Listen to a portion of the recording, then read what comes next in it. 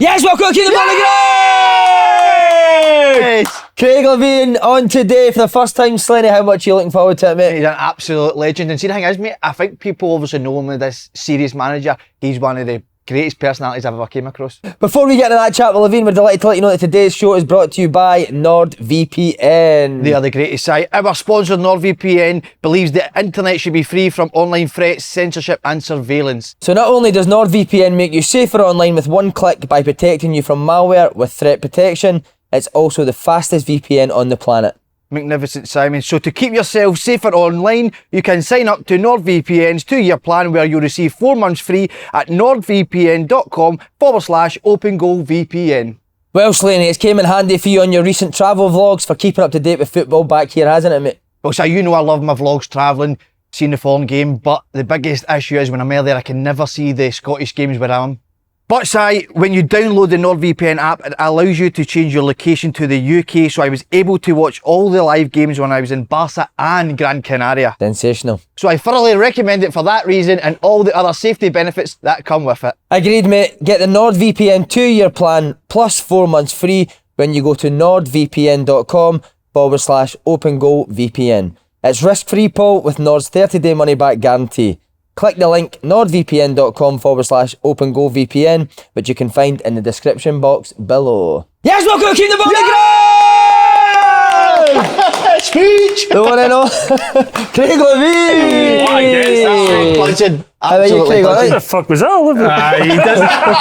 He does this every week, man. Just out Kicking the there. balls just to get you started, Craig. Do you know what I Me mean? and you had it after it, mate. I was up at St Johnstone. Actually, I think it was the day before you left. There you are, brilliant that day though. You and Big Kev though, I don't know, something. Was it spicy we used to, he wasn't getting on? Has he got a grudge against me for some reason? We actually had to stop him coming on today because he wanted to come here and give a wee bit, but we don't want that. We want the best for Craig Levein, don't Bit we? of shitty, yeah. Yeah, shit his pants. Did you play darts against each other? He played Kev, Big Kev beat him, didn't he? Beat him? No. Has Kevin beat yet? Nah. Don't think so. Beat yet, is he? Kev beat you. That Scottish boy got beat, didn't he? Cameron Menzies? Nah, hopeless. Nah, he's a legend. You're such a wee bitch, hopeless, he said. Craig, we've got something for you on the podcast and yous, boys. Look, you didn't get this in any other show you go on, mate, do you? How's that for you? Oh, is that your almond croissants? So, our pastry shop in Hag Hill have baked us all almond croissant. Oh, do you smell it? Fantastic. Smell it? Baby, they're massive. Look at the size of them.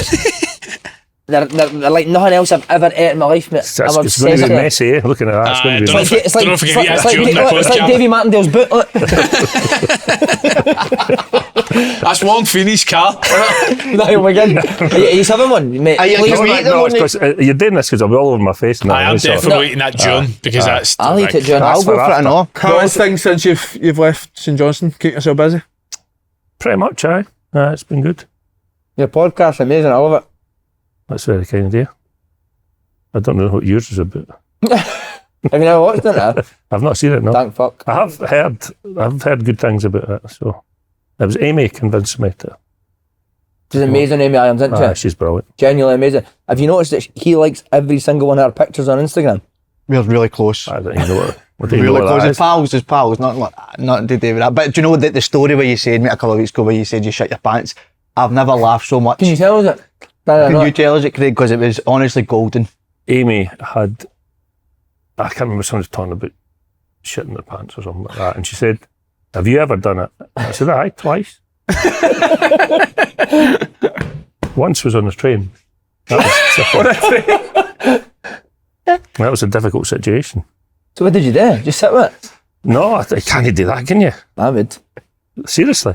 Wouldn't bother me that much. No, I had to go to the toilet, And take your pants off. take the pants off and throw them out the window. What area were you in? What area were you in on the train? Trackside of that train. I was coming back from Edinburgh, I think. Oh yeah. What was the second? I had It was after that I killing had too much skink, to mate. drink, and And what was the second time? that was when I was a lot younger, so that wasn't quite so bad. I was only about 48 then. I've never shot myself.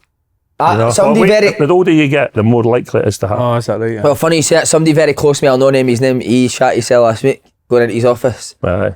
And he had a meeting. He had to do the same thing as you, had to go into his office and take them. Is that just that thing where you don't know if you can get away with doing a fart and nothing comes through, you know? I think it was exactly that, Craig. you know what I mean? You're an I'm expert telling you- on shitting yourself. I'm telling you, the older you get, the more dangerous it becomes. But I'm not going to name names who it was, but did you hear about Mick getting pranked for an agent? No.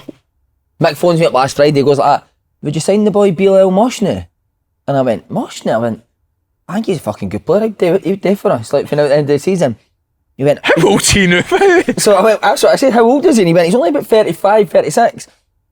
He says, but his agent's just phoned me. The only thing is, he has to sacrifice a goat before every game. But I've told him he could just do it in the car park. And I was like, mate, somebody's obviously winding you up. He's like, no, serious, because he offered us another player for PSG. But he says about Moshney, he says he wanted to sacrifice a goat before every game, but I've said no every game, but once a month he can do it. So the agents agreed, so I'm waiting to hear back from him. That minute, somebody messages me on Instagram, please tell you Mick's asked about Bilal Moshney. So Mick thought that a player for PSG was getting offered to Scott Scott Bride, and that Bilal Moshney was going to sacrifice a goat before every game. So he's had his pants pulled down again. I've seen that you're not happy with the roadworks again. You have one of your pet peeves for this week. Mate, the roadworks in Glasgow right now are fucking incredible. That is mad, isn't it? Shocking, mate, aye. Edinburgh's I know we could talk about it all the time. I'm not from Edinburgh, but anytime we go to Edinburgh, it's busy. How is Charing Cross still not done?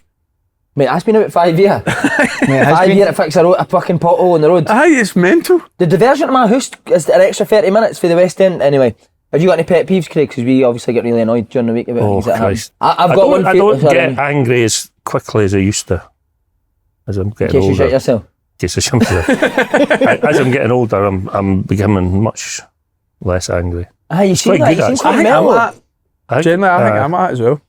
It takes a lot to get me annoyed these days.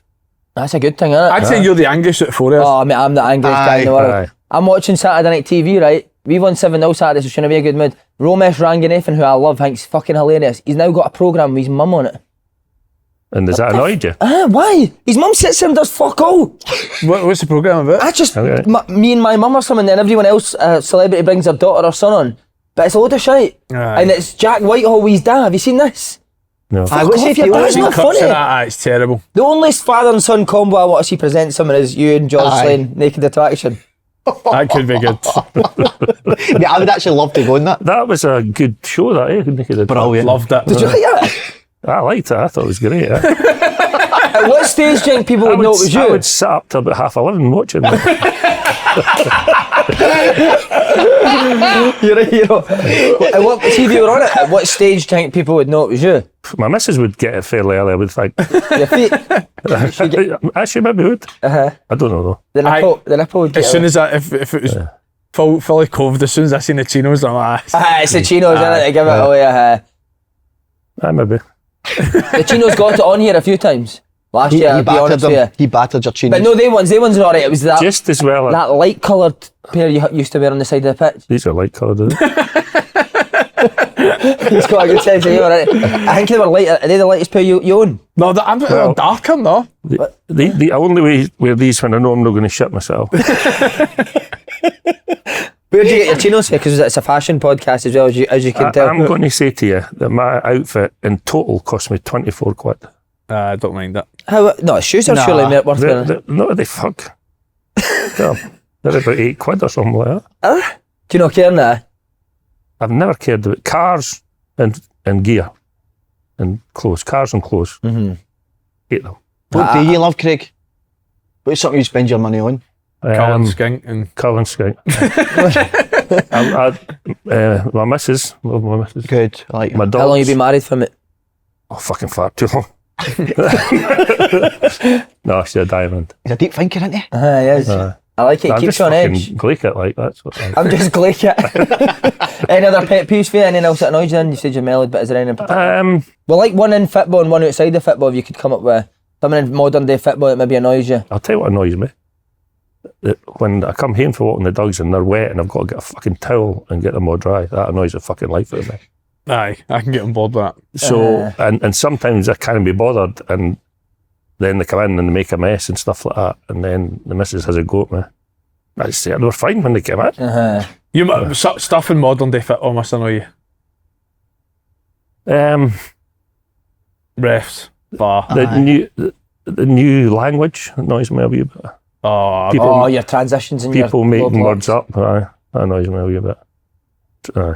And would your coaches use the words, and would it annoy you, or would you tell them not to use the words? It's difficult to tell people not to do something. So it's just sometimes when I'm talking to people about football stuff, and then I'm thinking, what's he talking about? I don't know what that all means. We didn't speak like that on here. Nah. That's you're a bit of a modern coach. Would you? I hate it, mate. I'm a proper old school. I don't like all this. They're just changing what everybody knew what it was. So see, sitting back. Remember, we all knew that. Now it's called a low block. Just say sitting back. We all know that. Getting the ball away. Transition. That is getting the ball away. You're bad on that. Who do you think started bringing these words in? I'm going to put Tam Courts up there, by the way. I think when he started getting that. This is a world thing. Surely Tam Courts hasn't influenced the world of football. Mind that Man U women's coach that we spoke about a few times. He was the worst. He started it all, didn't he? All the Talked shit. about zone 14. Zone 14, He was the first I came to see with the mad ones. I know what I think came in first, that match day -3. Oh, mate. What the fuck is that, man? Just call it a Wednesday, mate. Did them Do you know what I mean? Like, fucking hell. It's so much longer to write match day -3 than just write Wednesday. Like, when you think of it, it's not even a fucking shortcut. Yeah, I've watched people get really, really happy about it when they think of something new to say. And you know that they're fucking delighted with themselves. They come on the telly and they say it and they've got a big grin on their face. I'm going to pull you, I'm sorry to do this, but I think you played a part in this. Ian Cathro could be a guy that brought all this stuff in as well now. Buzzwords? Scotland buzzwords now. Ian had a few, What was your favourite ones he said? Oh, Christ. I can't remember specifics, but he did have a little bit of a, spoke a little bit of a different language. Modern feel to it. Aye. Where I see now? I think he's made a fortune. He was in Saudi, wasn't he? Is he back in Saudi again? He was, but because he went with Nuno, didn't he, to That's right. Valencia, I think was his first, and then he went to Newcastle. He was at Newcastle, that's right. And then Wolves after that, maybe.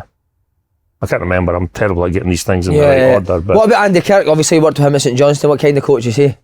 Andy's a really good coach. Heard that. He's a really good coach. He's quite intense. But again, I used to be quite intense, So he's got loads of energy. He's got good ideas.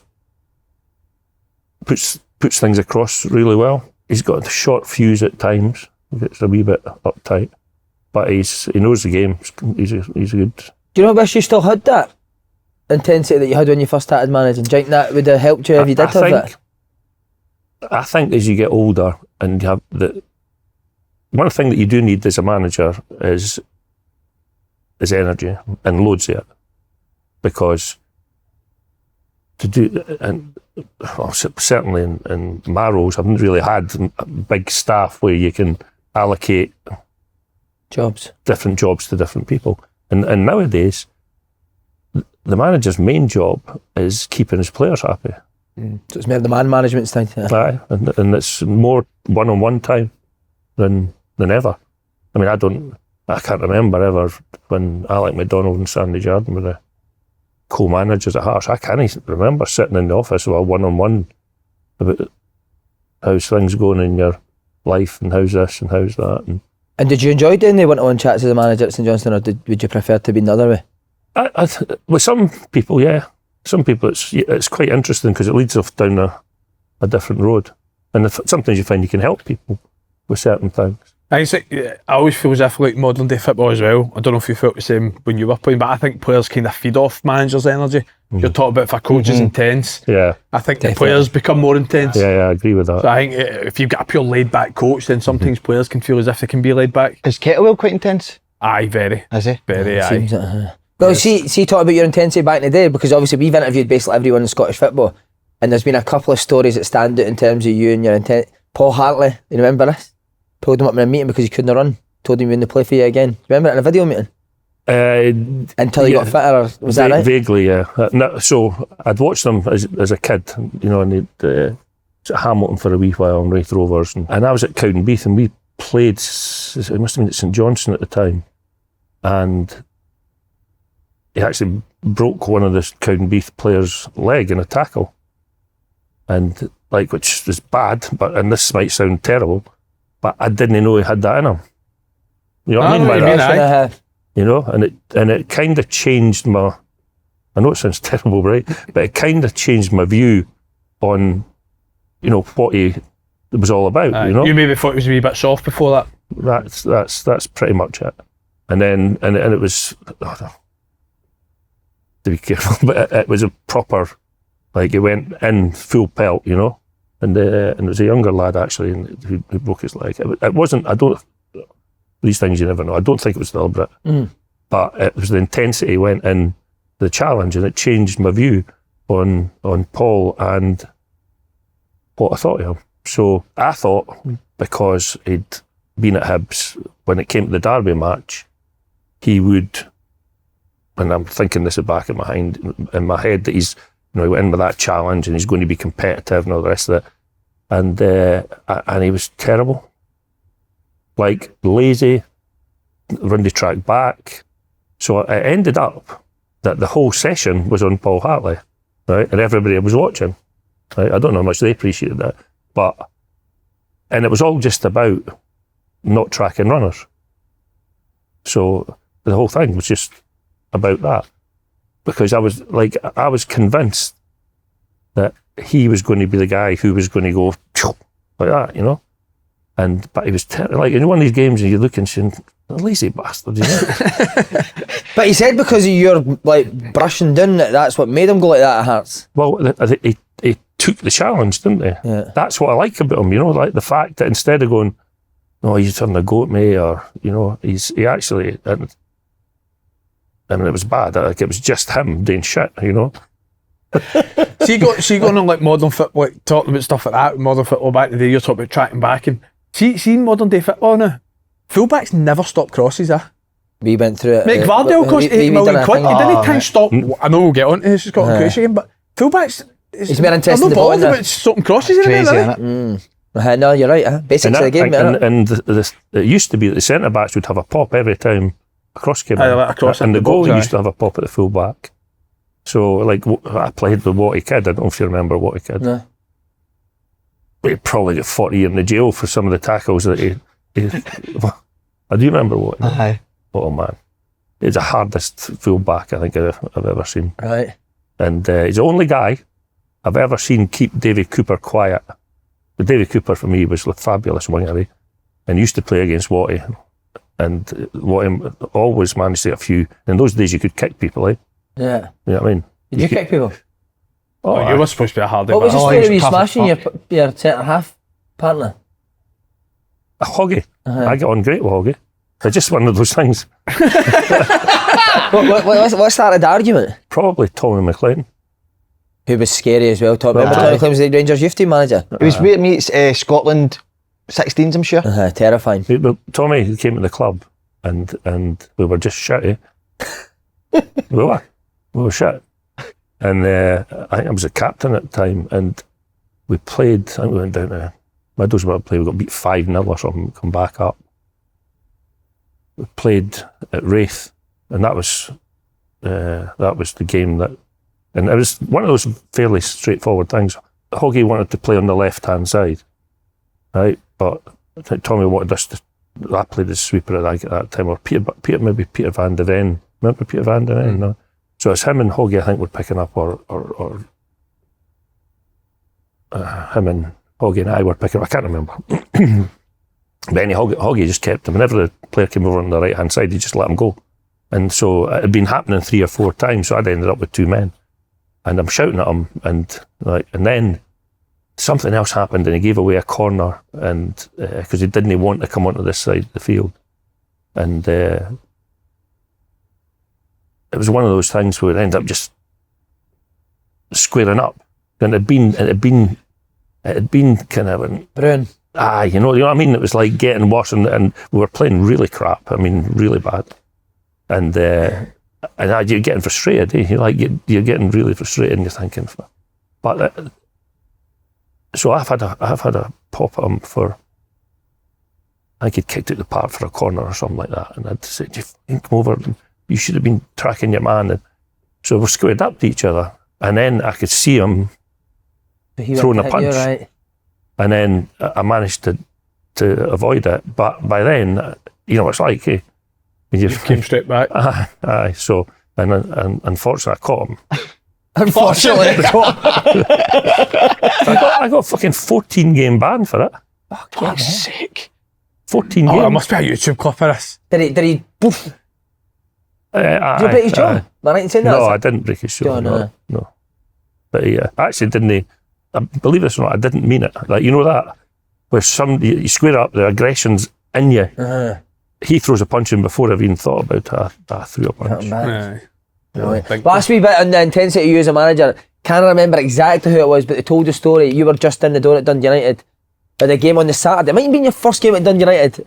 I could be wrong. The Friday, you weren't happy with the intensity of training, so you stopped it. And it was John Daly that maybe told it, and you ran them on a Friday, the day before a game. Remember that? That happened quite a lot at various clubs. But on a Friday, so you're not worried about their legs on a Saturday, that you would still just run them? My thought process on this was, if I make it clear that we don't, you have to do the running, that's it. No matter what, you've got to do the running. So if they run on a Friday because they've not done enough in the training, then they're going to think to themselves, well, if he's doing it on a Friday, Yeah, and that was basically it. You know, Does things like really annoy you now with the modern sort of day play? the only thing would really annoy me is if I shit myself with these colour trousers. That's the only thing I bother about, really. When I leave the house. What do you that's miss all then? Just a Saturday, 3 o'clock, or Monday to Friday? I was enjoying my time at St Johnstone. We managed to stay up, which was a good thing. But then there was a takeover and it brought a whole load of different things. So you're looking to get back in? Are you looking back in, get back into football? Perhaps, yeah. If something comes up. I don't know. I spoke a couple of times last year, didn't I? I thought your St Johnstone team played really good football. I thought a couple of games even where we Well, got... that's fuck all to do, that was Andy. I thought a couple of games even when we had a result against you, I thought you played some really good stuff. Yeah, I actually think some of the players that I signed were decent, and we got off to a terrible start this year. You know, like sending offs. Yeah, that's right. I feel I Told you. you. So I had 5 or something like that in the early part of the season, and then I signed Bigucci from, and then his came to his bed and twisted his knee and his done his cartilage, and that. So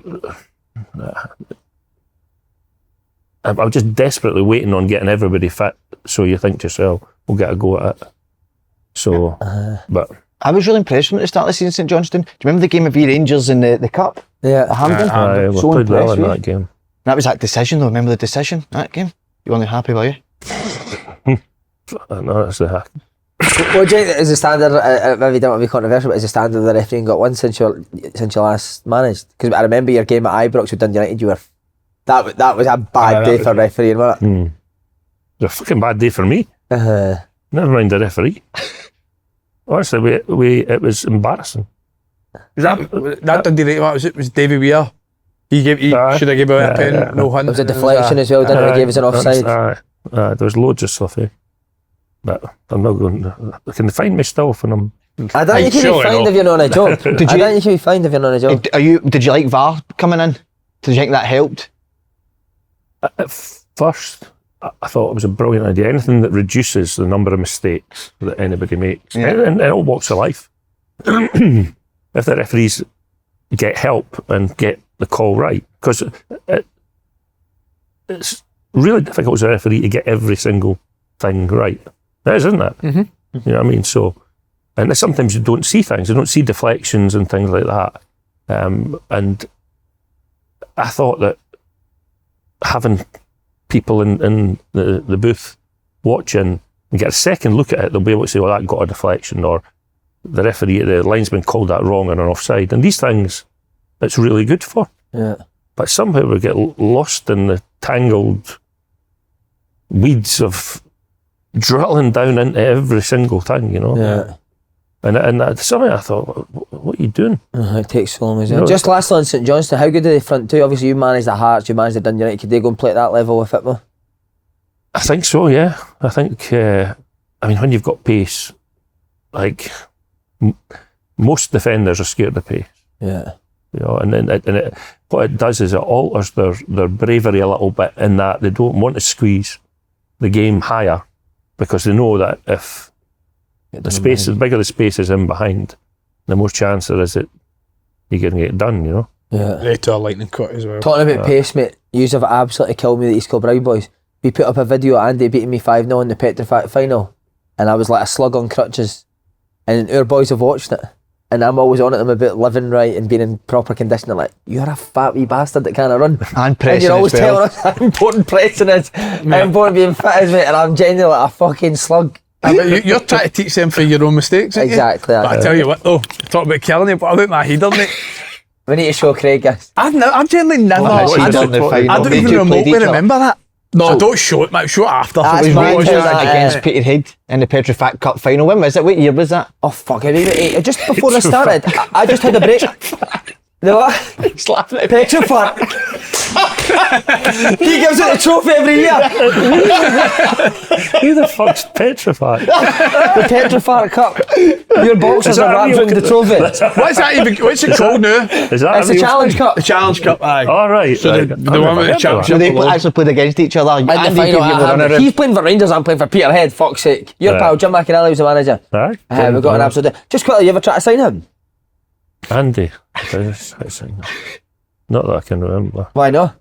I've got to be careful with these things. No, you didn't need to be careful. Go for it. Well, no, you can come for me, no problem. What? I mean, how come you never try to sign him? I can't remember. What would you do if one of your players done this, Craig? Seriously, mate. What is it? That is the worst header of all time. You better turn the sideways, get my chance. Right, mate, it's coming. Here it comes. It's a great run though, Andy, for the start. Am I watching the full 90 car?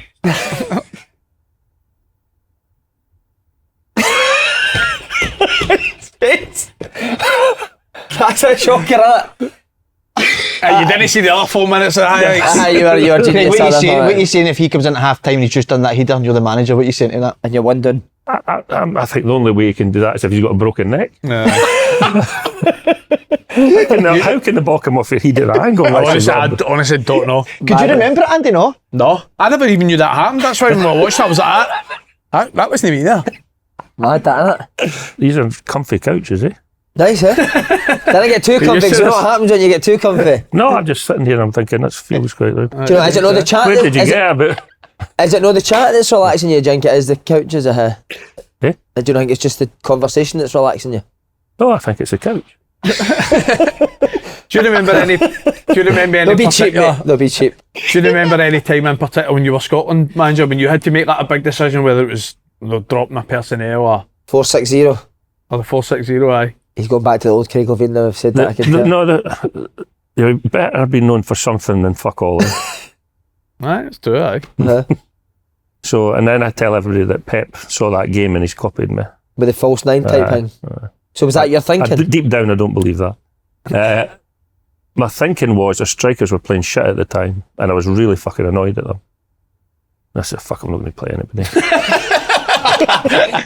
So how did you line up? So what was the actual line up? Was there anyone standing in that They position? noticed actually for a while, but what I think because like Nazy was in the team if I remember correctly, and also what was his name? The lad Morrison, James Morrison. No, the other one, the one that's on the telly that does some punditry now. Oh No, Stephen Thompson, surely. no.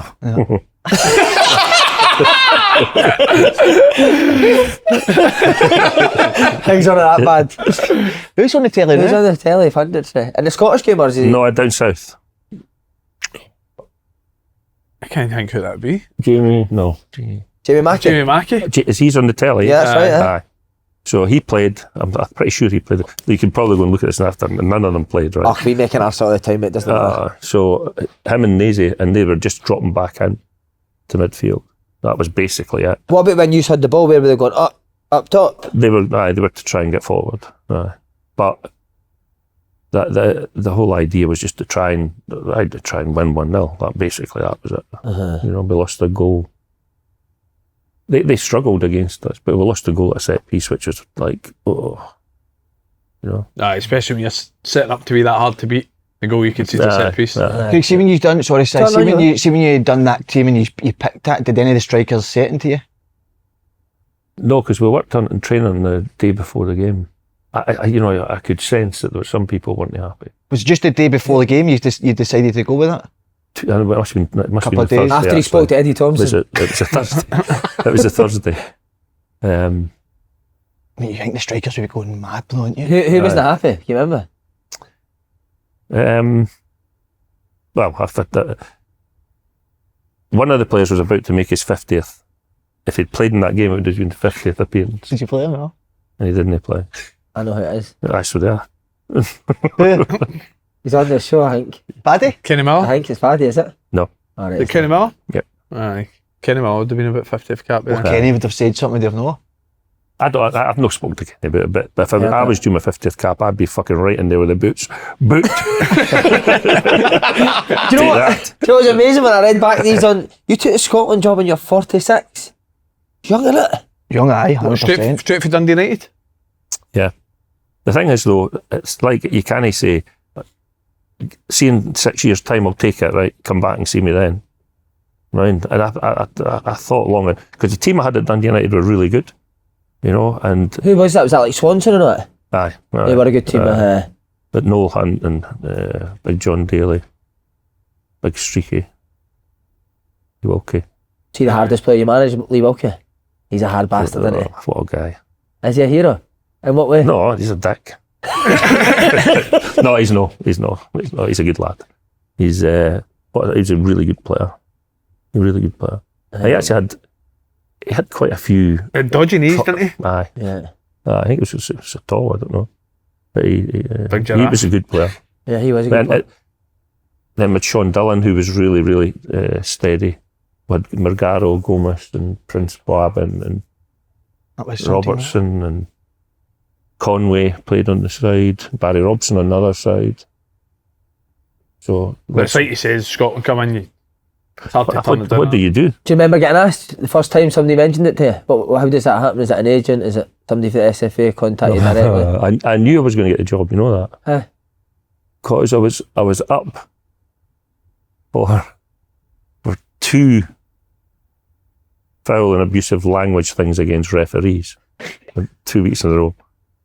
And I got summoned to go through to Hampden to get my hearing. And I was bang to right. And I got off it. And then 2 days later I got offered the Scotland job. And see, at the time when you got off it, did you think there must be something in this here? Because I should be I getting... couldn't fucking believe it. I'm in there saying, it was me, I'd done it, and the rest did. And they let me off. And then who contacts you first about the Scotland? The next day, John Colquhoun was my best mate. He's my agent as well. And he phoned me the next day. He said that Scotland had been done. And I knew something. Like, I couldn't believe it.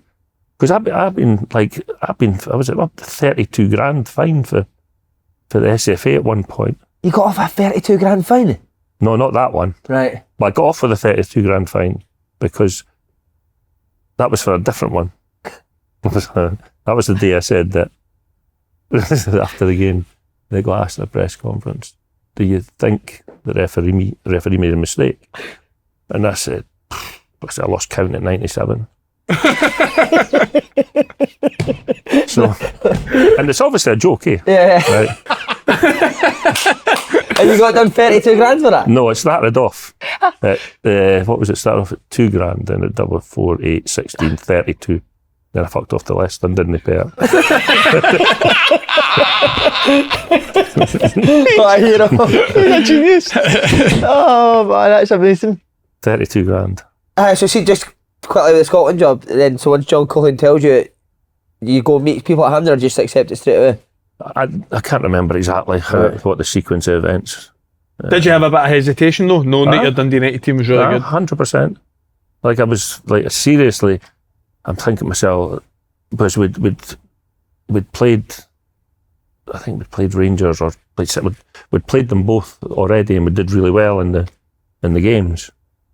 And you know when things are starting to really get feel like you going. got a chance this year. Yeah, and then we had this. I say we had like the firepower was like. I mean, Barry Robson at his best was. He could cross a ball for better than just about anybody I've ever seen. And Conway on the other side, they both played on the opposite sides, you know. And then John Daly and Hunty were both brilliant in there. So we just crossed the ball for fun. And then we had the 3 midfield players were just brilliant at second balls. Yeah. And you know, when you know you've got a good team and you're looking at saying, and it's really thinking that we're going to have a really good chance here. You know, so What I loved about that midfield three, I'm sure you signed two of them for Cowdenbeath, didn't you? I signed Bobbin and Gomez. No, East Prince. Ennis, yeah. Prince Is he abroad? was in a college down in Manchester. No way. Hmm. How did you see him? Was he at Cathro's clinic? When I think of it, fucking clinic, what are you talking about, man? Prince was playing in it was an agent, it was a guy, George Wright, who was at Hearts with. He phoned me or something about Prince, and he came up and did pre-season with us. And a pre-season, we used to go to Camperdown Park, you know, in Dundee, you know what that is. I'm from Dundee, I know Camperdown. Done a few so we shoots used in there. to just kept going, running and running and running and running. And that was, Prince was like up the front, trying his hardest. And like, even before we got the ball, I was like, I'll have him, and no bother. Purely based on the running? He was a really strong runner. You know? Brilliant. How did you see when you take that? How did you deal with sort of day to day with Dundee United and then at international? Very, very badly. That's what started to get this side. Was it hard though, mate? Oh, it's fucking horrible. Like, the best thing in the world, you get 2 week camp, 2 games, and like for 4 weeks before it, I'm buzzing, eh? Like, I'm going to do this and I'm going to do that, and I wrote down all the things I was going to do, and then there's a pile of stuff to do, and of course they're coming.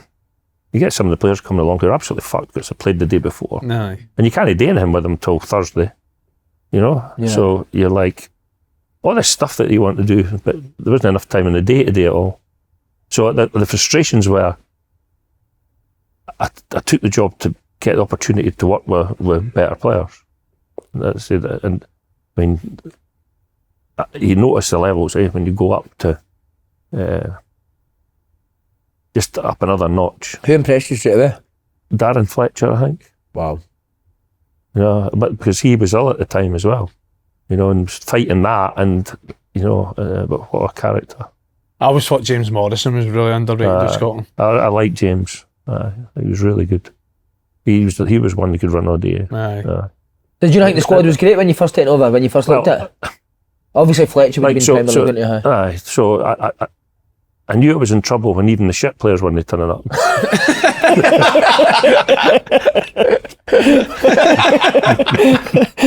Making excuses, I'm like, oh, for fuck's sake. Talk us through the day you decided to call Kevin Kyle up. That's not related to your last question, by you. Who? Oh, the darts player. And by the way, he's gone back the way in the darts. He has, eh? Right, no good. When I played him, we're trying. I mean, I thought when I was a kid, I wasn't bad at the darts, but I think we were on 1-1 for about 8 throws each. And somebody told me he was good. He's not been beaten, mate. I know, it's just because I was shit, eh? That was like... He's taking the country by storm, isn't he? He's that. Oh, he's flying. He's incredible. That's like another guy. It's incredible. What You've a been man. unbelievable today, Can man. you remember the first game, Czech Republic 1-0? Mm-hmm. Yep, I can remember that. Is that a proud moment for you? Did you get quite emotional? Brilliant. I loved it. I mean, as I said, I was excited like when I got the job. I was really excited about it. But very quickly, within 2 or 3 weeks, I'd realised I'm champing at the bit to do something, you know? Aye.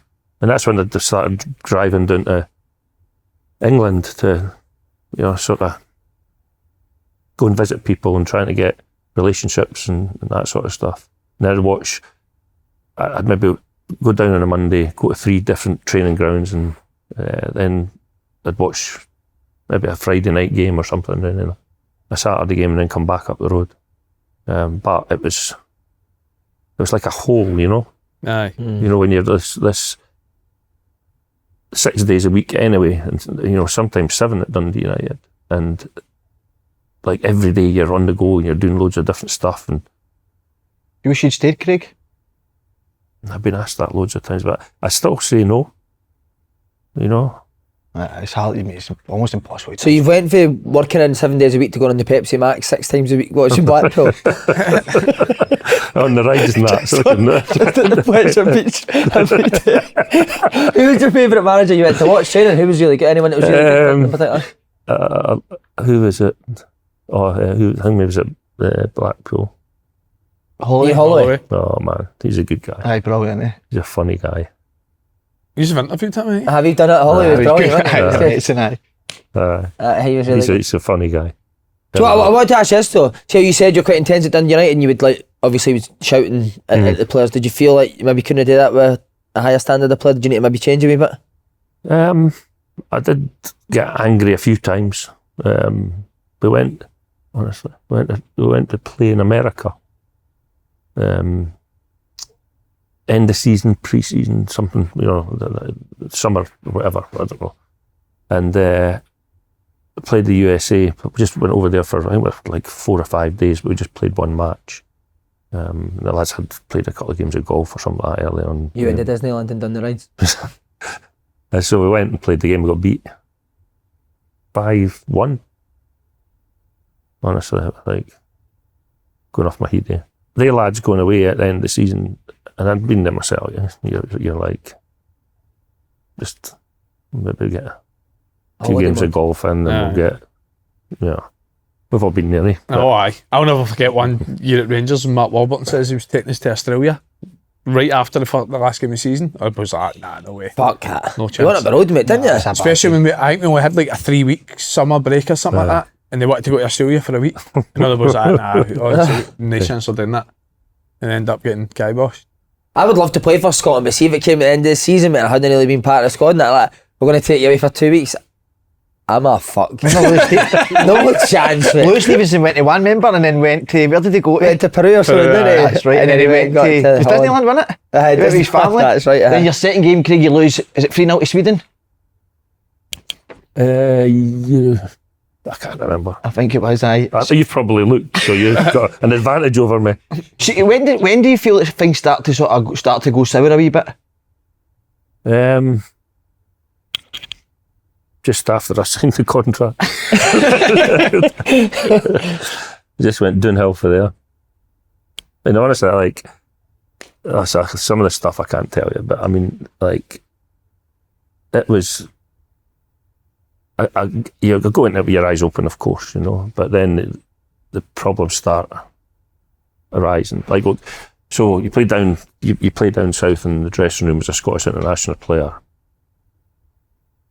You're the brunt of all the, if you get beat, you know what it's like. You get slammed, don't you, by everybody. And you get, I got the, you know, the further in it goes and you're not getting results, and then, like, as I said, even the shit players are calling off, you know, and you're like, oh, fuck no, you know. So I'm doing it wrong, I enjoyed it, and I'm hugely proud of having the opportunity to do it. But towards the end, it was getting to be like a real chore, you know. And you know what it's like, and it's probably magnified a little bit more in club football, where you've got a game every week. But when you can see a team's gone, right, you can see that, and it's like I felt in the second last game. I thought, and we went. I think I got the sack after the Wales game, maybe. It was Wales and Belgium, wasn't it? Wales and Belgium. And Gareth Bale's lashed one in the top corner, and I think we had a chance or something. I can't remember the linesman put his flag up to say the ball had gone out of play. A corner or something like that. We scored. They got chalked off. And then, you know, that moment where you go, oh fuck. Aye. There's no many, you know, because you get back in. Stick one in the top corner. But you get back in the game, and you know. But anyway, See the pressure of that job. Obviously, again, you've managed big clubs like Dundee United, Hearts, big clubs. There's a lot of scrutiny on managers, but is the national team at a different level? The intensity is there for the camp, if you know what I mean, for the period of time that you're together. Then after that, it's really, it's pretty quiet. Nah, so it just goes on to club football. Aye. I think we even see, listen, I think everyone's been critical at some point of Steve Clark, whether it's been his style or whatnot. You see what he's actually done. He's been a success, hasn't he? Been a real success, but it still takes a lot of... Is there anybody out there any better? I don't think so. No, he still takes a lot of criticism, doesn't he? But, you know, like, people get very, very quickly, their patience dissipates, and then they just on a whim, they're like, let's get a new guy in, let's get a new guy in. Maybe see that, but it doesn't help though when players are pulling it all the time. Do you know what I mean? If Harry Kane's this week's came out, did you see that interview where he had a pop at his... I mean, why was there a lot of the pull-outs happening? Just because we weren't doing well. And then, as I said to you, you go back down to your club down south and you get a bit of grief, and you go, is it worth it? Yeah. You know. Would they phone you up though? Would the players phone you up and let you know that was happening? Or they were just each squad constantly no one to come? All that would happen was normally these things went through medical departments. So you'd get, the doctor would get Dr. Cathro would get or Dr. Cathro. They'd get a call from the doctor at whatever team it was, just saying, look, so-and-so's got a knee injury, so-and-so's got a calf, so-and-so's got this. And it's very difficult to say, you know. You're lying. Or you could have called us up, we'd have came. I'd have a fucking laugh, definitely. After the Petrofac Cup. Would you have done anything different as a Scotland I was manager? fucking desperate, right? Would you have done anything differently as a Scotland manager? Looking back? Loads of things, obviously. What like? 370. Imagine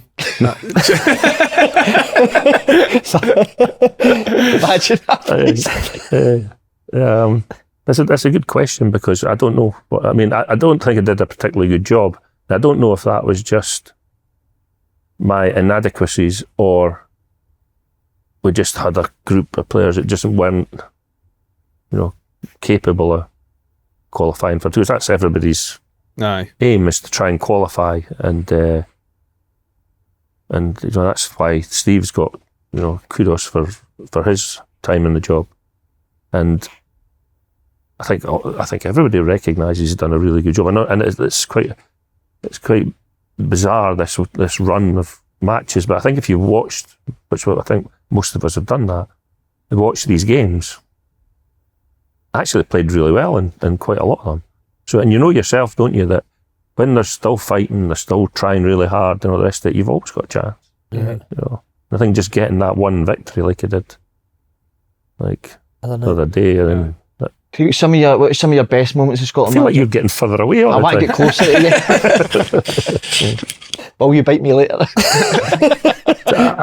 He's not his hole for 2 years. Just to put this into context, he's not had a bird for 2 years. That's 2 years now. It's hit for any action. I think you've got another 2 to go.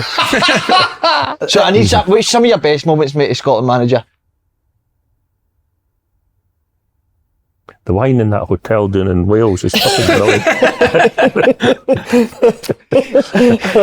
We're on to happier times anyway. But just quickly, just last question on this.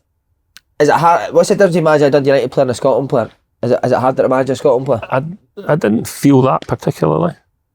We didn't really have any huge egos or anything like that.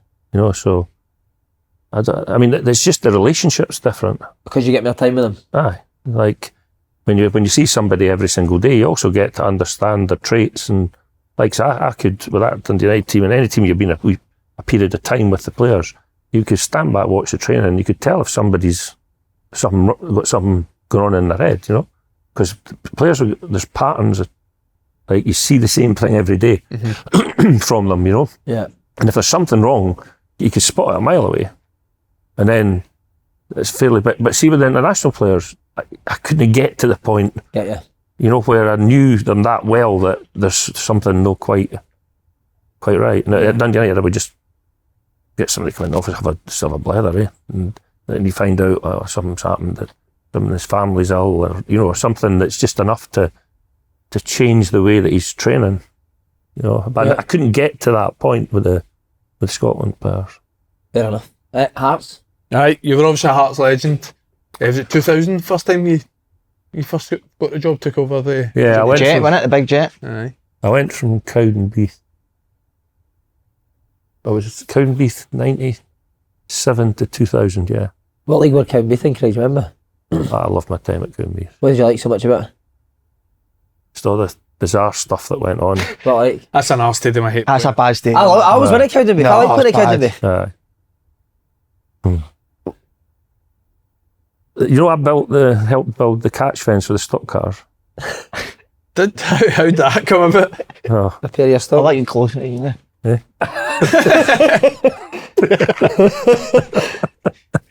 you know, there's a creepiness about you. And that's coming from Craig Levein. Oh my God, what shit. Oh, do you feel that, mate, huh? You feel a wee bit. Right. Love him. I just love him. I think That's your trailer, man. That's the clip that's that's got it, it. wasn't it? A wee creep. Have you ever managed a player like him?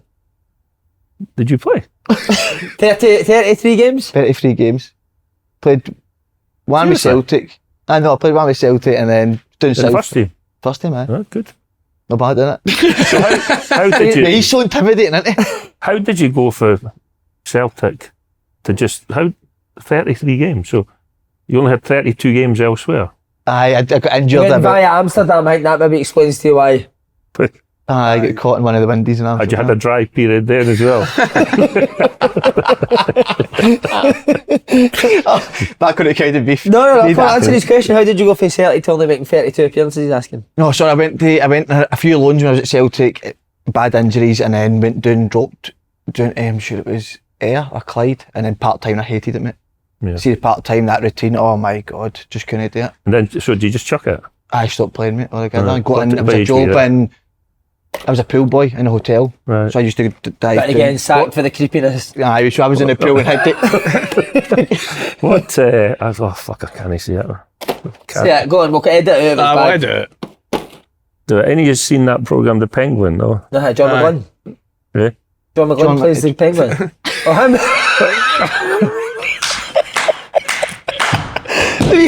The creepy penguin. I'm sitting there thinking to myself, I know this guy. Go walk I like love how we fart, honestly. Can you fart like one? go walk like the penguin, please. He's got a metal hanger. He's Aye, go on, do it. Oh, I'm gonna have a shy. I know what you mean, Chris. I can shout. Oh, No, man, that's a bad bad shout. tune. That's real bad tune. He hated part time, so I take it Cowdenbeath was part time. Aye. And you enjoyed it? Well, I played there when, because I went to the juniors and then I went for the juniors to to Cowdenbeath. And so I played there, so I kind of knew what to expect when I went back as a manager. What age were you when you retired then, for playing? My last game was 29. Are you young? 29? Yeah. So was that injury related or? Yeah. Aye. Yeah. Aye. And you were a manager at 29? No, my last game was at 29. And then So I can be from you about 32 or something. maybe 30, 31 or 30, 31. God, that's young, isn't it, to be a manager? Did you always know you wanted to be a manager when you were a player?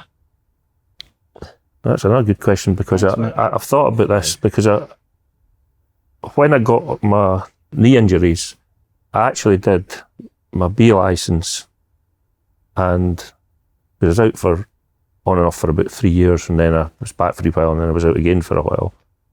So during those periods where I was out, I did the badges that you needed, the B licence and the A licence at the time. So, and I can't remember a conscious thought like I'm going to go and do this because I want to be a manager.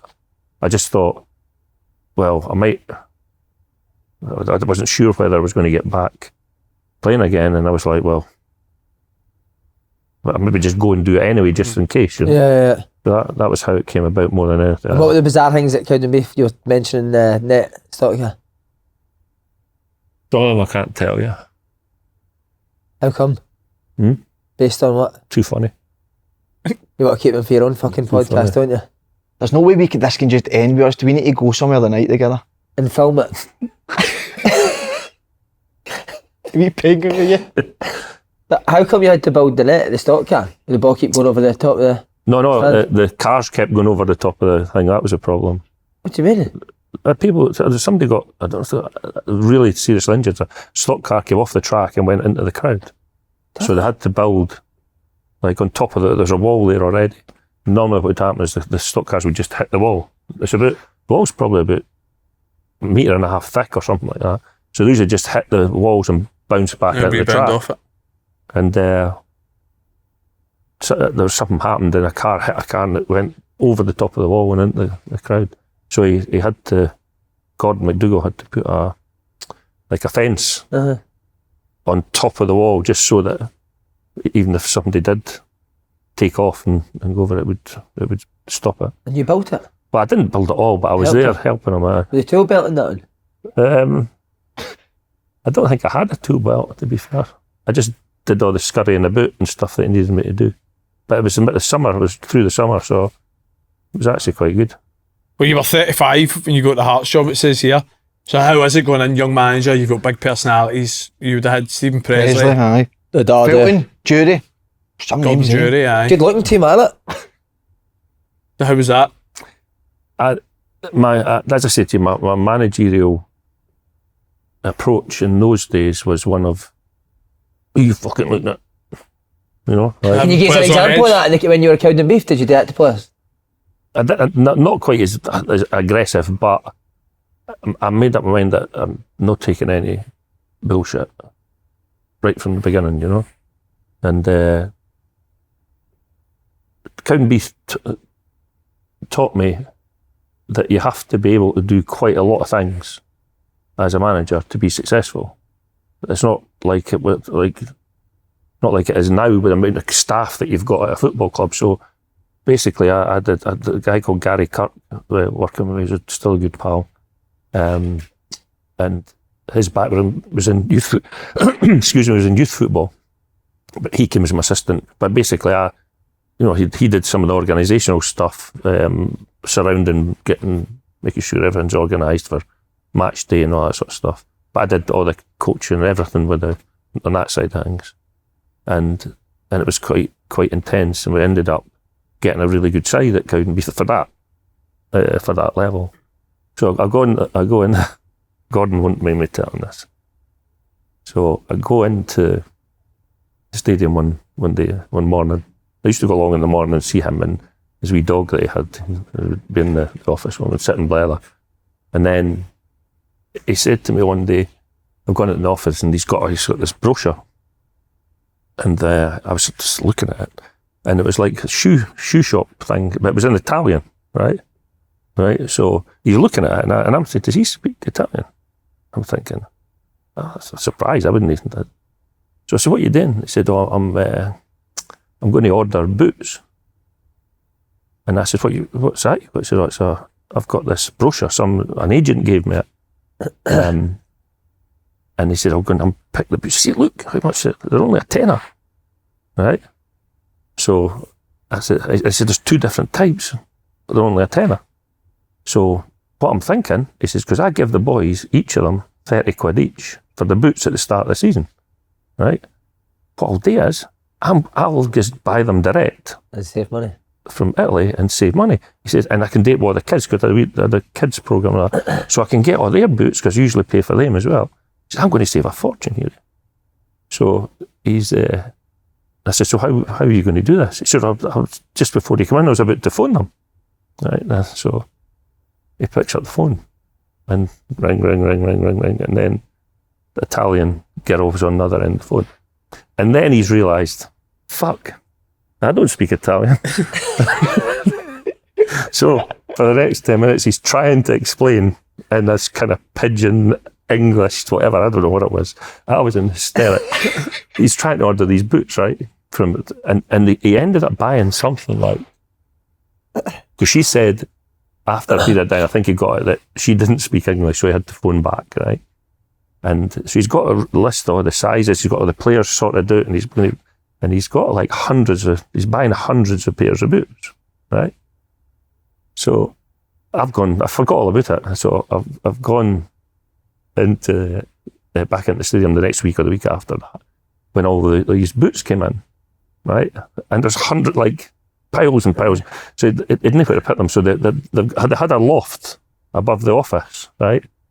And where they kept some of the stock car stuff and all that.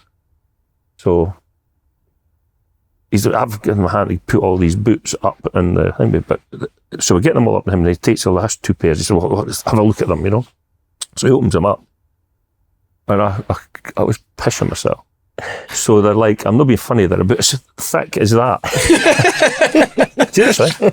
They're like modern day boots, but like made of paper, just a boot, right? But they were, so right from that, I said, Gordon, says, you can't, players are not going to, you can't wear that. It was the thinnest stuff I've ever seen in my life. So he was gutted, Like he was devastated. So I forgot all about it. Right, I forgot about that, and then I went away to Hearts, and one day I got a call from a journalist wanting to do something was going on with Cowdenbeath and wanted to do an interview. So I said, well, I'll meet you at Cowdenbeath. I was the Hearts manager at the time, and I drove over to Cowdenbeath, met the guy, and blared away, done the interview and all the rest of it. Then I thought, I wonder if the boots are still there. So I went to see in the office to see the last in there. I said, can I go up and have a look at him? They're all still there. Every one of them? Every single one of them. They're sold for 30 quid. Piled high. The boots. I'm saying myself, that's brilliant. That's proper part-time football stuff, isn't it? Trying to save a few quid. Trying to get an edge, aye. Amazing, man. Again, I like to hear this sort of stuff. Do you remember the day you get the phone call to tell your Hearts want you to be the manager? I think it was around about the time. Remember when all the teams in Scotland went mad with the money they spent? You know, like, so I remember Kilmarnock were paying $5,000 a week, Dunfermline were paying $6,000 a week. You know, and Hearts kind of went crazy as well. Like, so when I left Hearts in 90, well, my last salary, which was my highest salary at the club over the time that I was there, was £1,000 a week. When I came back in 2000, there was 4 players on $10,000 a week. $10,000 a week in 2000? Wow. Yeah. Scotland? Yeah. They just went mental. And you're walking about with a pair of Italian boots on for Cowdenbeath? They cost £3.75. That's mad, isn't it? 4 players on $10,000 a week. But it was, that, and again, I got the job basically because I had to get the wage bill down. That was my. That's quite a lot for a young manager, isn't it? Going there and trying to cut the wage bill. Have you had your experience in doing stuff like that before? No, not really, no. But I mean, there's quite a lot of guys that are coming at the end of their career. But you know what it's like with guys that are coming at the end of their career. They don't see it as clearly as other people do. You know, it's like it's the worst thing that you have to do as a man. People talk about telling kids that are not getting a new contract. Telling a player that I think you should seriously consider this being your last season. You know, and I said, unless you're quite comfortable with playing on and coming down and having a soft landing, you know, which is great, that's fine, you know. But basically you're saying to people, I can't give you another contract. Did you need to do that straight away as soon as you went in? Pretty well, not the end of the season, because I went in November, maybe, October, November. How did the players take that, a young man? Well, obviously I didn't go in, you know, saying like, you need to go and you need to go and you need to go. It took you a little bit of time, obviously. Some left in January, some left in the summer. But having conversations, it was difficult. You know, the likes of Dan Jackson was there. Who else would have been there? I think there was about half a dozen or something. That sort of. I'd have been like Steve Fulton, Gordon Jury. Aye, Gordon, because I was at school with Gordon. So. And then you had to release him? Pretty much, if I remember. I think his contract was up at the end of the season. So I would struggle with that, mate. So getting the so it's not just getting players out, because you've got to replace them, haven't you? You got to find ones that are better for cheaper. But for cheaper, yeah. That was the whole thing about it. Because at the meeting I'd gone to the board and all the rest of it, they said, "What do you think's wrong?" I said, "This is just my humble opinion. You've got too many players, and you've got too many players who are around the 34, 35, that sort of age. The team needs more energy." That was just looking from the outside. But I did believe that to be true. Yeah. Well, what you had at that time was 2 goalies, and Anthony Emmy and Craig Gordon. Oh, well, But could you just know straight away the two of them? I watched all the guys that were there. I watched the training game that finished 0-0, and good. And it was like 7-aside or something. It was really like they're making saves, and I was like, what the fuck's going on? Like, because you know how good Anthony Emmy was, honestly. Right. And then Craig would only be 18 maybe. But that first thing I did with Craig was put him on loan to Cowdenbeath. And but you could tell really, really early on that he was going to be top class. And look at him now, I mean, dear me. He's still. He'll be. I know he'll try to get back those years that he lost with his patella tendon problem. He's still Scotland's best goalkeeper, isn't he? I'm biased, but I think he is. Do you think you had to wear the boots at Cowdenbeath when he went on loan? I'm loving it, Gaffer, but you should see the fucking boots they're making us. Craig, what other outfield players were brilliant for you? You mentioned the goalies a bit. What about outfield players? Elvis. Elvis, he's some guy. He's a hero, Elvis. Do you got on some guy? I get on. We've had our moments. What with Elvis? Elvis tried to manage the team when he was about 26. That sounds like him. I was speaking to him, I had a wee falling out because I think I'd said something. He'd got and then he said a pop at me. But I listened, I don't mind. But I really like him, yeah. And so I had a good blether no long ago. Would you clash in the dressing room, so see at half time, whatever, and Elvis is maybe going for boys, would you then maybe tell him to sit down? I don't think I've ever had, like, you probably say different, but I don't think I've ever had like a proper, verbal battle in the dressing room or something like that. Because he was, to be fair, he was a good player, and he knew what he was doing. You know, he for me, he invented the centre backs putting the brakes on really quickly, and getting the slightest contact. He was amazing at it. Squealing and then falling on top of the ball with the referee can't do it, and he's got to give the foul. He was brilliant at it. Came to Celtic, and he used to do it in training every day, and everyone would be raging, stop fucking doing that. But you couldn't, he was brilliant at it. Yeah. Did you make him captain? Aye, I did, aye. I mean, he's got this kind of serious side to him, you know. And he was like, obviously when he's a little bit different, you know, but when he was quite young, he was quite serious about everything, you know. Yeah. He took, and if he had the captain's role, and he got it, and he would do it properly, you know. Just this thing, he was quite regimented. He would do. He was one who never had to have a puppet for no tracking or no do. Yeah, he just, and he was good in the dressing room, really good. Who else in that team would you have to have a puppet for work? Obviously Hartley comes a wee bit later, but anyone else in that Hearts team that you? No, I had a puppet, but then they changed after it. Like you improved them, you can see them improve. Maybe a bit of tough love. I actually now thinking who was in that team. What was that? So who did we have? With Kevin McKenna at the back. He, the big lad that we assigned from, I think it was in Germany or something like that. Would that be like Gary Naismith, Scott Severin? Naismith. Naismith. He was one of the young. He was young, like in that at that time, but he was round about the first team. Andy Kirk. Was your coach last year? He was playing at the time, and I went in. Stefan Adam, remember Stefan Adam?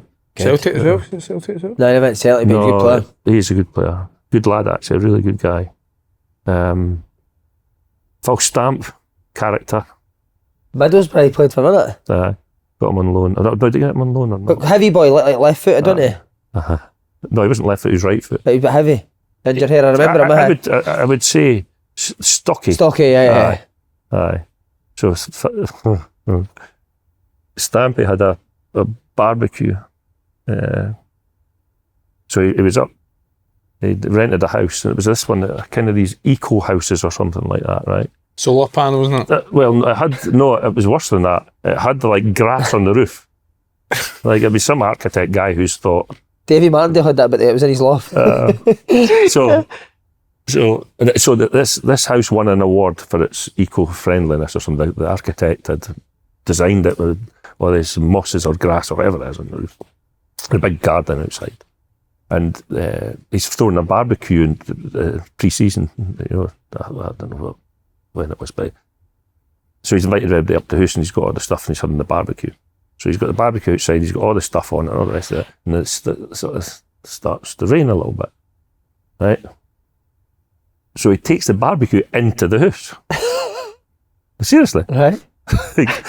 It's all wooden floors, right? And so then he's firing the fuel on and he's going, and I'm thinking, I'm out of here.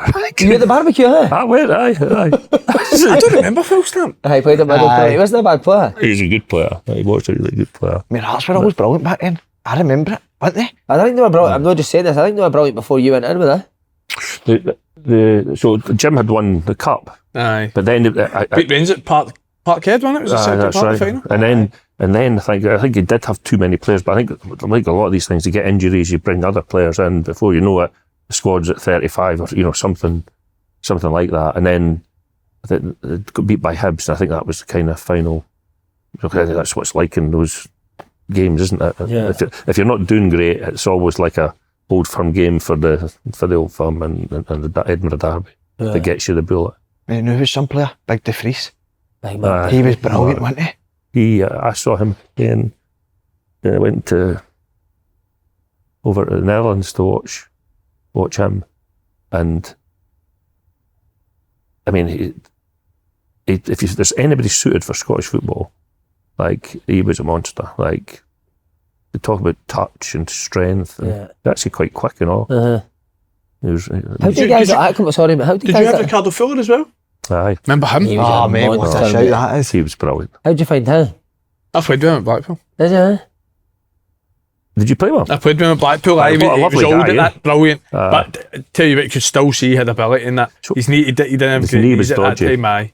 He turned up at training, and it was John. What was John's second name? Scout, who'd seen him on trial down at Charlton. I think he'd been trial at Charlton, and he'd say, "Look, you've got to get him in for a training for a week." And when somebody comes in, you're Aye, like, "Wow, you know straight away. He did this thing when we played up at Tannadice. You know that one where you do the trick where you flick it up over your head? That rainbow flick type thing. I did that in the penalty box on the touch line, right, on the byline, over the defender's head. And I'm like, where's this guy come from? And then we played against Motherwell. He got the ball 10 yards outside the box and beat 6 players and scored. Like he was, every time you thought he'd lost the ball, his He's legs one of them gangly, isn't he? Aye. So he was sensational. Who would you say was the best player you managed at Hearts? It's difficult because I'll forget somebody, the best player. You had Scatcho, no? No. So I left, I think Robbo came in after me, and then George Burley came in. And That's when all that them was started coming in. Romanov. Oh, so it was, aye. Aye, so that was, I met Romanov. He asked me to stay, but I'd already committed. I said that I was going to leave. He did that thing where he's got his entourage with him, and he said, I went and had a meeting with him. And he said he was going to try and change my mind a bit and see if I would stay. And he did that thing where he was talking to his interpreter, and then the interpreter speaking to me, and then I'm speaking, and I see him nodding. I said, he knows what I'm saying. Mm-hmm. And for me, I'm not, thank God, because I hate that. Eh?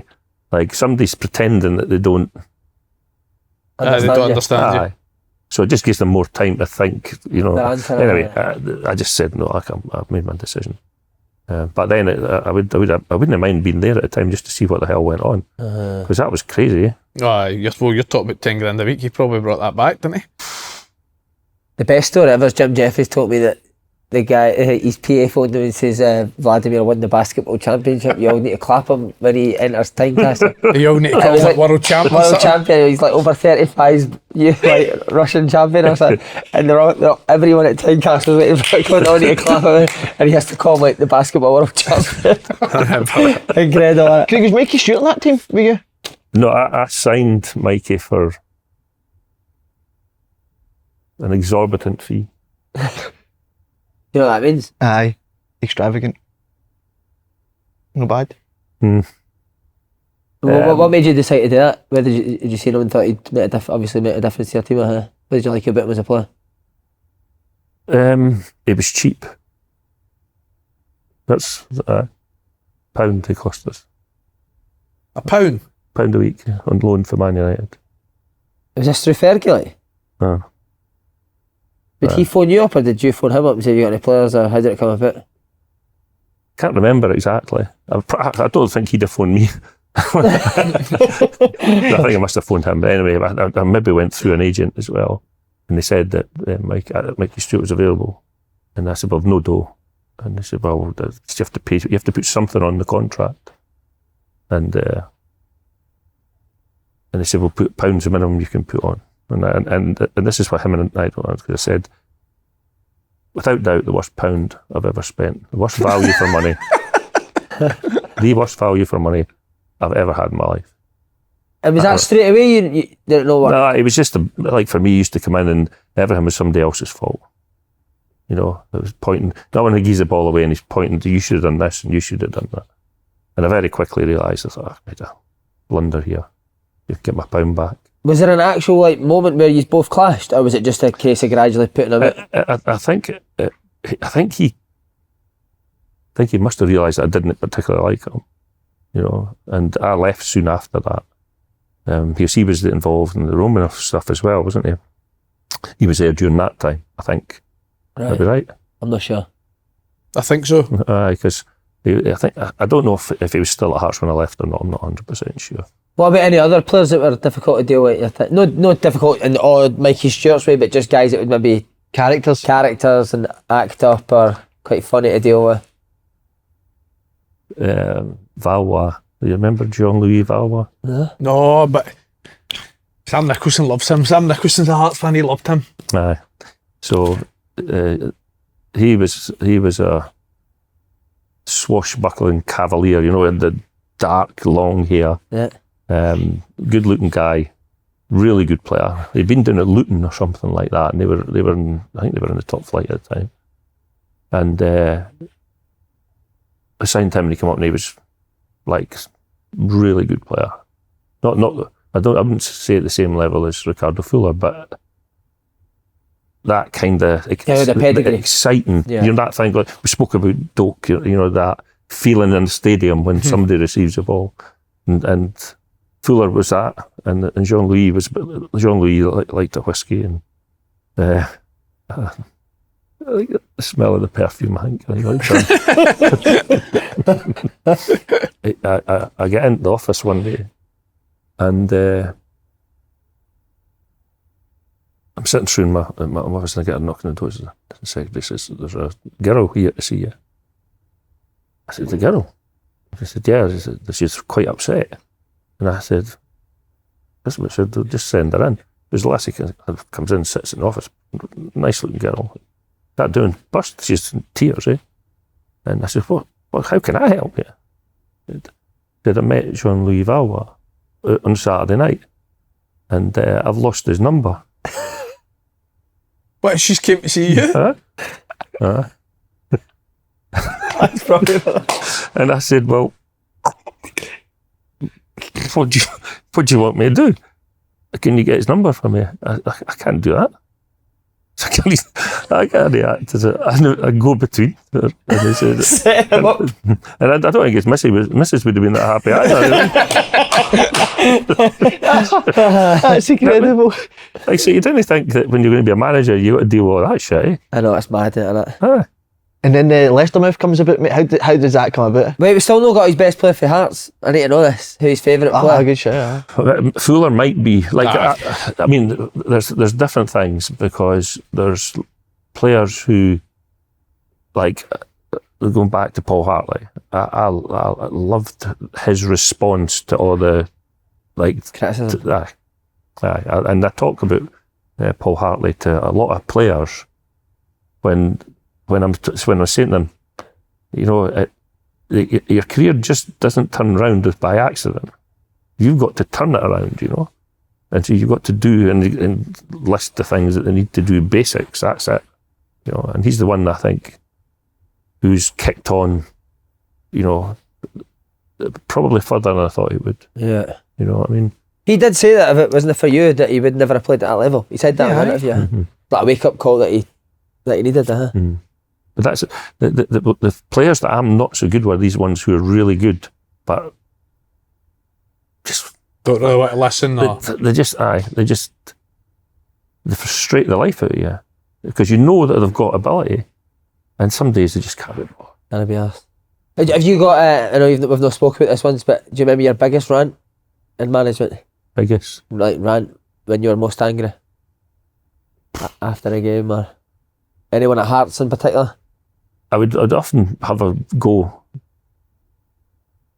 but I didn't really ever get to the point of it becoming a threat, if you know what I mean. Like there was never ever going to be anything physical.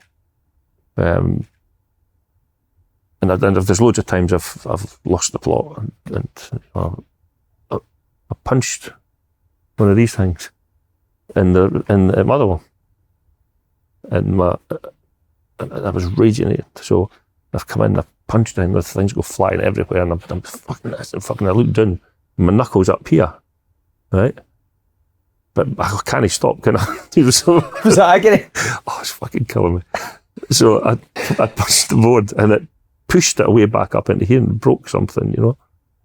So I'm looking at them, and I'm looking like, oh, for fuck's sake. So I had to drive to the hospital after the game to get it fixed. I had to put some stuff in it or something. I don't know what I did. But like, pure idiocy, you know what I mean? Like, and I'd never punched the board since, to be honest. Yeah. Like, you had a good derby record, didn't you? As a Hearts manager. As a player as well. That was one of the fixtures I just loved. Love the pressure in it. I don't. If you don't look forward to those big games, why the fuck are you doing it? Aye. Well, these two dumplings will know what we're talking about that. Nothing about it. You better leave it. You understand my point? Yeah, like, of course. Like when I sit down with a player and first time I meet him and say, "What do you want to do? What can I help you with? Where can I get you to?" And talk about the derby matches, and you can play it. You can see it. There's excitement light up in their eyes. But sometimes when you get to a big game, they forget that. They forget that they've told you that the reason they're here is for this game. It's for this game. And then you ended up telling them, do you remember I spoke to you about this? You said that this is why you wanted to come to the club. So we're here. What do you want to do? It's up to you. It is a brilliant derby.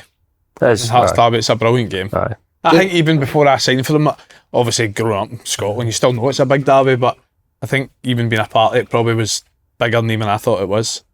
I think, here's the thing about derbies, right? The only thing that makes or people think that the Old Firm derbies more rivalry is that there's more people at it. And you try telling, a Hearts supporter they doesn't love his club as much as a Rangers supporter because there's not as many people turn up at a derby match. Yeah. No, I mean every supporter, every derby match loves their club. And I mean, I thoroughly enjoyed. My record was really good because we had a better team than Hibs for quite a long period. You know what that's like? Eh? Yeah. You just get to the stage where we've got, and then it gets in their heads, and you're even playing piss, and like, you know what I mean? You're winning that. Uh-huh. What was a typical derby team talk? What would you say? Are there any certain things you'd get in? It's funny that because there's an emotional toll coming up to a big game like that, where I think sometimes some players overthink things. So, I've had done things before Derby's, like the Derby's got comedians in to do. John Gagan came in. Do you know John Gagan? The team talk? I brought him in for the pre-match meal, and he did a wee 20 minutes, half an hour just to relax to get the boys relaxed. He's maybe amazing, isn't he? He's a funny genius, John Gagan. A funny guy. The most intense man I've ever met. Yeah. And he's brilliant. God, that's strange, isn't it? You brought a comedian in. Have you not heard some of his stuff? It was the one that went into Motherwell, and was it John Wallace was there? He says, "I'll soon have you scoring goals with your cock, son." You could just score a goal at that coach, Craig, I promise you. It would need to be a fucking half-inch tapping, man. Calling him a creep still be my favourite part. He's got less creepy, isn't he? Aye, when I'm looking this way, it's fine. I feel he has moved away as well. What you've not seen when you're looking this way is he's got his wee thing. He's that. Oh, you're talking. Right, we're nearly there. Come on, Leicester. How'd you look back at your time there, mate? I probably didn't do Leicester. I didn't serve them as well as I should have done. Why do you think that was? I don't know. I went into the job and there'd been a whole load of players down there who were on big money. I mean, I think they're obviously very close after Martin had gone there, and he'd won things with Leicester, you know, and the expectations were massive. And of course, a lot of these players, the better ones had left. Some of the other ones are getting older, but they still got 2 or 3 years left on their contract. And it was a fight, you know, to try and get players out to be able to bring players in. See, as a Scottish guy going in there, do you think there's not as much respect for you as an English guy got I think in any job that where you're moving outside the environment that you know is a challenge. Any job. You know, and there's some things I look back on and I think I watched a lot of Leicester, obviously, to try and get myself up to speed. What I didn't realise was in certain leagues there are certain things that are more important.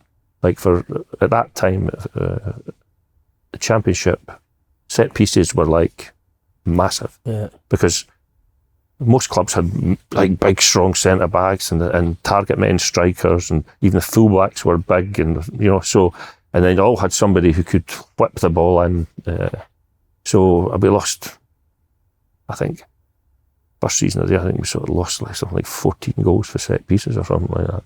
You know, so yeah, then I look back and think that's stupid, you know, to fix that, you know. Who was the big players in that team, that Leicester team again? 2004. Oh. So was that just after Lenny or not? Had been there, hadn't it? Yeah. Like Muzzy, is it? So it was Muzzy in the first season. So they'd gone into receivership, but they'd gone into administration or something like that.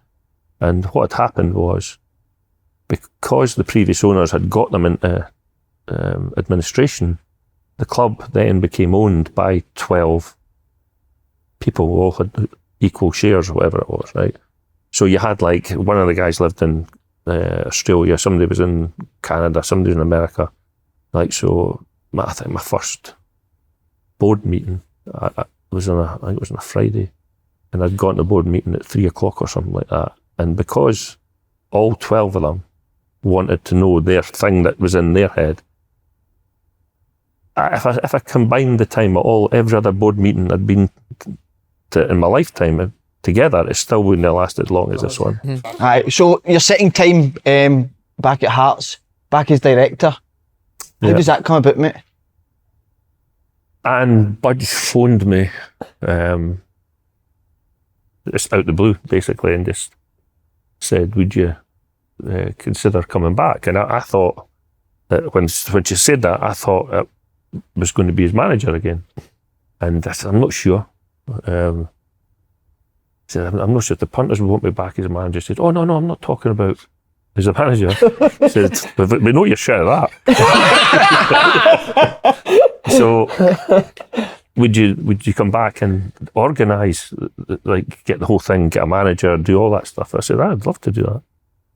So I went and met her and got on really well. And then I got Robbie to come, Robbie Nielsen to be the manager. I think he'd come in to Hearts, he was there at the time, and he was working with Sam Nicholson, Jamie Walker, Callum Patterson. So they're a really good group actually. And Robbie's like, he was taking the younger ones, and he's got a good way with them, you know. And so, and the things were really good, you know. Bristol got you, didn't they? Championship, first season of the Championship. So that was the first season. And I honestly think the boys hardly had a day off. Robbie doesn't like days off. No. What, 7 days, like? He did Well, that for a while. you're defo 6, aye. Can you confirm that he plays a musical instrument? Is this true? What is it again? Rob? A classical musical instrument? Is that? And you play one as well, supposedly? Is that a load of shite? That's shite on my part. I've never played a musical instrument in my life. Is that a trumpet somebody said Robbie Nielsen plays? Yeah, Somebody said you played the violin or something. Again, that was just a rumour kicking about. No, it's a load of shite. Okay, now.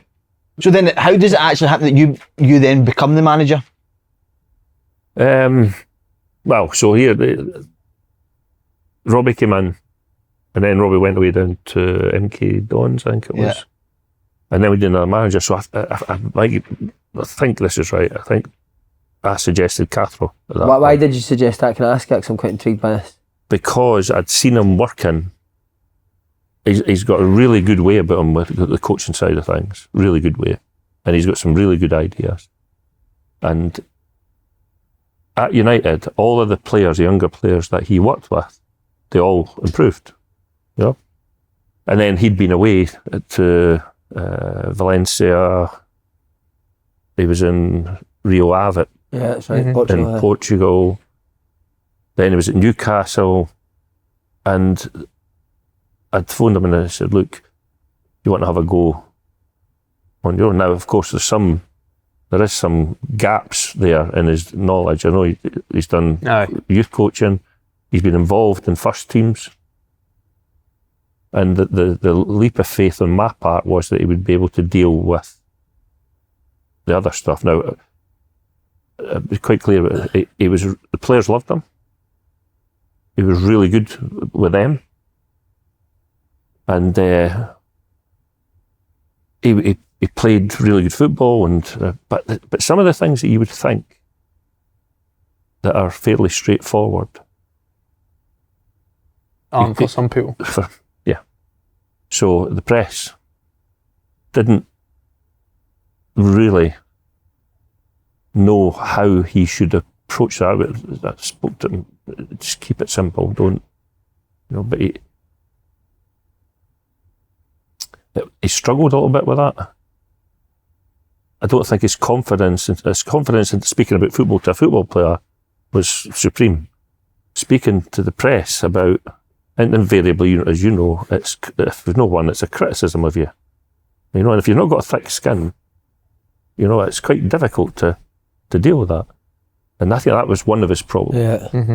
That he was easily upset about what people said about, and that's one thing that I, obviously I was aware that might be the case, but I didn't realise that was going to be as big a problem as it actually was. It was after that cup game, wasn't it? Remember? Aye. So, and of course, once you get the press against you, they can be a wee bit naughty at times. So see when he get the sack, was it basically put towards you about you taking it for there, or? So, after Ian left, we're putting together a list of players who might be suitable for the job, and the board weren't particularly impressed by The candidate. Some of them were obviously quite capable, but maybe getting on a little bit here. Some were young and hungry, but I always think that when you've had a young manager and it hasn't worked, invariably a board of directors will want somebody with a safe pair of hands. I hear it all the time. I don't see why there's any logic in that, but it just seems to be, we've tried this, we can't try that again, we need to do something completely different. Can I ask you, did you need to sack Ian? I did, yeah. That hard for you, huh? Very hard, yeah. What did you do, just pull him into a room at Tynecastle? Or? No, I was up at the training ground, and I had to say to him, look, I think it was at Cove that... Peterhead, mate. Was it Peterhead? Sorry, yeah. Good, mate. And that was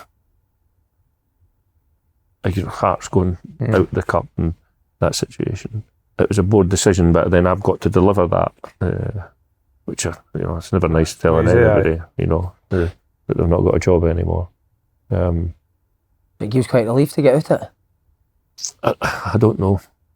I wasn't sure about it. His reaction was quite fairly calm, and he didn't really kick off or anything like that. Got a poker face, isn't he? No, he does. He's got a. Aye. How did the fans take that when you become manager again? Well, so we'd been going through this process of names coming in and all the rest of it, and then one of the directors had said to me, "Why don't you do it?" Now, actually, at the time, and I wasn't thinking about that because I had got into a position in my head where I could clearly separate what my role was as a director of football, and what some of that is about assisting the manager and stuff, helping try to get players and all that sort of thing. But it's not getting into a position where you're having making decisions. That's not the job of the director of football. So, and I'd got that really quite clearly in my head about where the line was, and I was enjoying doing that job. But as the weeks went by, because it was actually quite a period of time before somebody got appointed, and I'd been asked at the board meeting if I would do it, and I went home, thought about it, and I thought, well, I'll just give it a go. Mm. So I'd have stuck at that director of football, but so much simpler, isn't it? But there's also part of me feeling responsible because I said to the board, put Ian in. Right. Yeah. So I then felt obliged to take it. Well, that's not quite true. I wasn't obliged to take it, but I felt responsible, and I wanted to try and fix it. Basically, that was the idea behind it. All right. Oh, it was that. We remember as well the Fly in the Wall BBC documentary. We spoke about it a couple of times on here, and you actually said you actually mentioned when the time came for Anne Budge to sack you that you actually felt sorry for her. I did. So what was that situation like? Well, I got on really well with her, and Is she loaded on Budge? Is she like proper loaded? She's a very wealthy woman. Is that right? Yeah, and one of the first women in the which was very male dominated, the computer industry. That's where she came from. Right. So she I got on really, really well with her. And I think we did get beat by St Johnstone up at St Johnstone, and I went in to see her in the morning, and she started talking, and then she was like tearful, and I said, "Look, it's all right. You don't need to." I know, it's like game, set, and match. I was getting that confused with another incident in St Johnstone where Ian lost the plot in the dressing room. Well, I wasn't in the dressing room, but they must have done. And he grabbed one of the players, Cathro? And do you remember the guy Bjorn Johnson played with? Johnson, played against him. Midfield player. 6'5". No. He was a striker. All right, no, I picked that Johnson. Bjorn, he came for Sweden or something like that. And he was a good player, played with Norway. And then Cathro's pinned him up. Cathro's about 5'4". Yeah. I wasn't in the dressing room, so I don't know, but he's like that. Good for him. Yeah. And then Bjorn, I only realised there was something wrong when Bjorn came storming out the dressing room. The wee back stairs up at St Johnstone to get up to the reception. The main door. So he's got his kit on, right? He's come bursting out the dressing room, and I'm like, "Where are you going?" So he's run up the stair to reception to order a taxi to go home. Fucking hell. Keystone Cops, isn't it?